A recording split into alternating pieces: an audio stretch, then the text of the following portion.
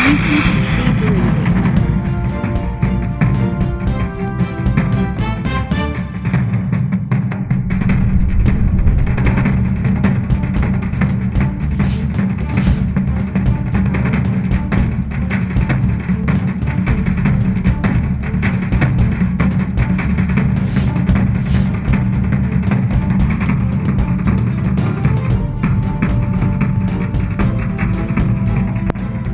This is the UPTV Burundi online TV on Facebook, Instagram, Twitter, YouTube, TikTok, and all social media platforms. Please follow us. UPTV Burundi, together we can.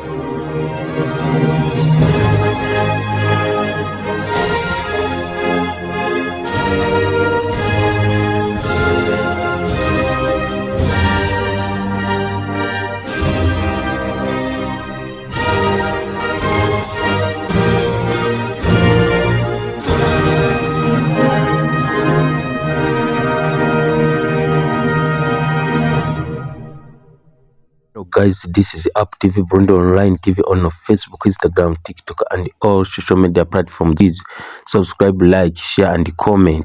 UPTV Burundi, together we can. Today we are going to talk about independence for Burundi. Yeah, how Burundi go independence. I'm called KB256UG, CEO of UPTV Burundi online TV on all social media platforms. More than 200 of those years, Burundi existed as an independent kingdom until the beginning of the 20th century, when the Germans came and colonized them. From 1884, the German East Africa Company had its presence in the African Great Lakes region. As a result of tensions and border disputes between the company, the British Empire, and the Sultanate of Zanzibar, the German Empire was called upon to protect the empire's interest in the region. The German East Africa Company thereby transferred its rights in the region to the German Empire in 1891, then establishing the German colony of East Africa, which included Burundi, that was Urundi, Rwanda, that was Rwanda, and the mainland part of Tanganyika, known as Tanzania. During the First World War, the Allied powers of the British Empire and Belgium launched an attack on the German colony. The German army which was stationed in Burundi, was forced to withdraw by the advancing Belgian army, which had higher number of troops. By June 17, 1916, Burundi and Rwanda were occupied by the Allied forces. After the war, Germany was forced to give control of the western section of the former German East Africa to Belgium. On the 20th of October 1924, Rwanda-Urundi, which comprised of the modern-day Rwanda and Burundi, became a Belgian League of Nations mandate territory, with its capital at Bujumbura. In real terms, the region was considered part of the Belgian colonial empire. However, Burundi, as part of Rwanda-Urundi, continued its monarchical dynasty despite the invasion of Europeans. Following the Second World War, Rwanda-Urundi was categorized as a United Nations Trust territory under Belgian administrative authority. During the 1940s, a number of policies brought about major divisions throughout the country. Powers were split between chiefdoms and lower chiefdoms in the legislative division of Burundi's government. Chiefdoms were given charge of land and lower sub-chiefdoms were established while native authorities also had their own powers. In 1948, Belgium gave permissions to the region to form political parties. These factions contributed significantly to Burundi gaining its independence from Belgium much later. Burundi's agitation for independence was influenced by the Rwandan Revolution and the resulting instability and ethnic conflicts that occurred there. As a result of the Rwandan Revolution, many Tutsi refugees arrived from Rwanda into Burundi during the period from 1959 to 1961. At the forefront of Burundi's call for independence was Louis Rwagasore. Louis Rwagasore was the son of Burundi's monarch Mwami Mwambutsa IV and his first wife Theresa Kayonga. He had briefly attended university in Belgium but did not graduate before he left to lead his country's anti-colonial movement. He founded different African cooperatives to encourage economic independence, but these were quickly banned by the Belgian government in 1958. That same year, the prince founded a nationalist political movement called Union for National Progress, UPRONA. His father, the king, promoted him to chief of Butanyerera, but Rwagasore refused the appointment so that he could dedicate himself fully to the nationalist cause. At the first Congress of UPRONA held in March 1960, Rwagasore called for complete independence for Burundi and urged the local population to boycott Belgian stores and refrain from paying taxes. These calls for civil disobedience did not go down well with the colonial government and he was placed under house arrest. In spite of the setbacks, UPRONA went on to win a clear victory in elections for the colony's legislative assembly. He won about 80% of the votes in the elections held on the 8th of September 1961. The following day, Rwagasore was declared prime minister and was mandated with preparing the country for independence. Unfortunately, on the 13th of October 1961, barely a little over a month after the elections, Prince Rwagasore was assassinated in a hotel while having dinner with members of his cabinet. That was how Burundi lost its first prime minister and one of its most renowned nationalists, who was only 29 years old at the time of his death. The country went on to get its independence on the 1st of July 1962 and changed its name from Rwanda-Urundi to Burundi. But sadly, the people were in mourning even as the country's flag was lifted high for the first time. The death of their prominent son was still fresh in their minds. Also, just a day before the independence, the people who were involved in Rwagasore's assassination had been condemned and the actual murderer, a Greek named Kagyorgis, was executed.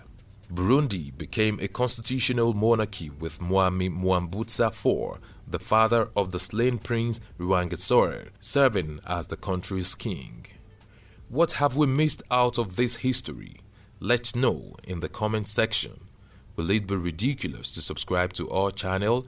If no, please like this video, share and subscribe to our channel.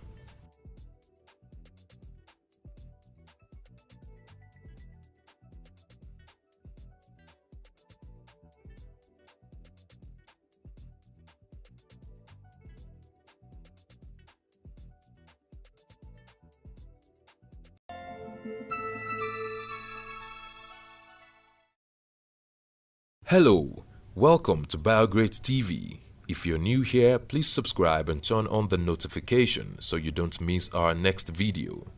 How Burundi got independence. The Twa, Hutu and Tutsi peoples have lived in the region of the present-day Burundi for more than 500 years. For more than 200 of those years, Burundi existed as an independent kingdom until the beginning of the 20th century, when the Germans came and colonized them. From 1884, the German East Africa Company had its presence in the African Great Lakes region. As a result of tensions and border disputes between the company, the British Empire and the Sultanate of Zanzibar, the German Empire was called upon to protect the empire's interest in the region. The German East Africa Company thereby transferred its rights in the region to the German Empire in 1891, then establishing the German colony of East Africa, which included Burundi, that was Urundi, Rwanda, that was Rwanda, and the mainland part of Tanganyika, known as Tanzania. During the First World War, the Allied powers of the British Empire and Belgium launched an attack on the German colony. The German army, which was stationed in Burundi, was forced to withdraw by the advancing Belgian army, which had higher number of troops. By June 17, 1916, Burundi and Rwanda were occupied by the Allied forces.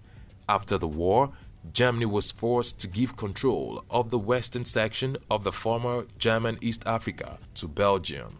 On the 20th of October 1924, Rwanda-Urundi, which comprised of the modern-day Rwanda and Burundi, became a Belgian League of Nations mandate territory, with its capital at Bujumbura.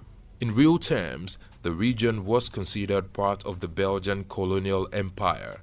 However, Burundi, as part of Rwanda-Urundi, continued its monarchical dynasty despite the invasion of Europeans. Following the Second World War, Rwanda-Urundi was categorized as a United Nations Trust territory under Belgian administrative authority.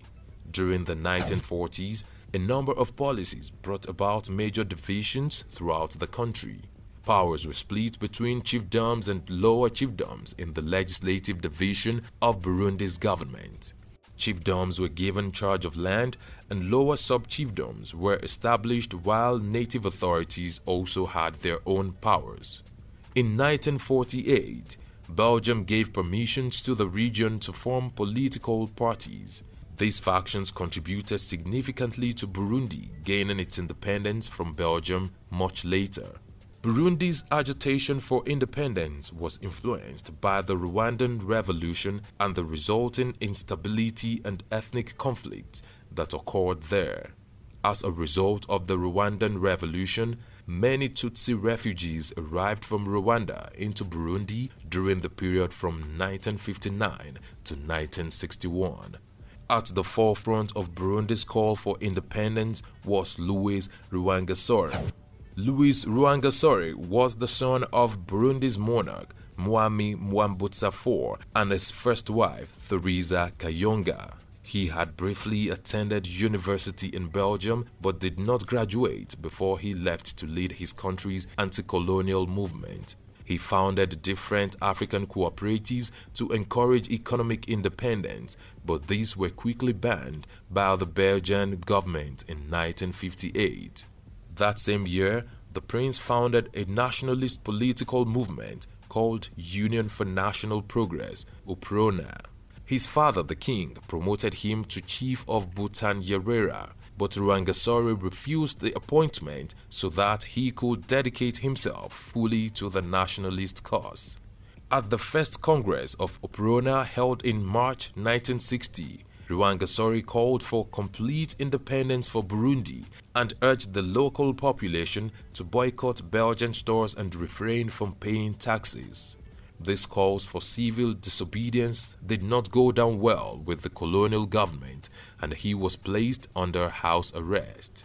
In spite of the setbacks, UPRONA went on to win a clear victory in elections for the colony's Legislative Assembly. He won about 80% of the votes in the elections held on the 8th of September 1961.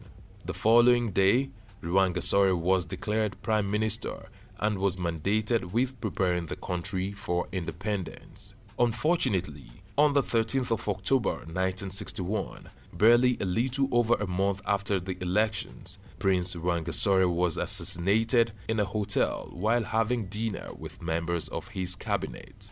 That was how Burundi lost its first prime minister and one of its most renowned nationalists, who was only 29 years old at the time of his death. The country went on to get its independence on the 1st of July 1962 and changed its name from Rwanda-Urundi to Burundi. But sadly, the people were in mourning even as the country's flag was lifted high for the first time. The death of their prominent son was still fresh in their minds. Also, just a day before the independence, the people who were involved in Rwagasore's assassination had been condemned, and the actual murderer, a Greek named Kagyorgis, was executed. Burundi became a constitutional monarchy with Mwami Mwambutsa IV, the father of the slain Prince Rwagasore, serving as the country's king. What have we missed out of this history? Let's know in the comment section. Will it be ridiculous to subscribe to our channel?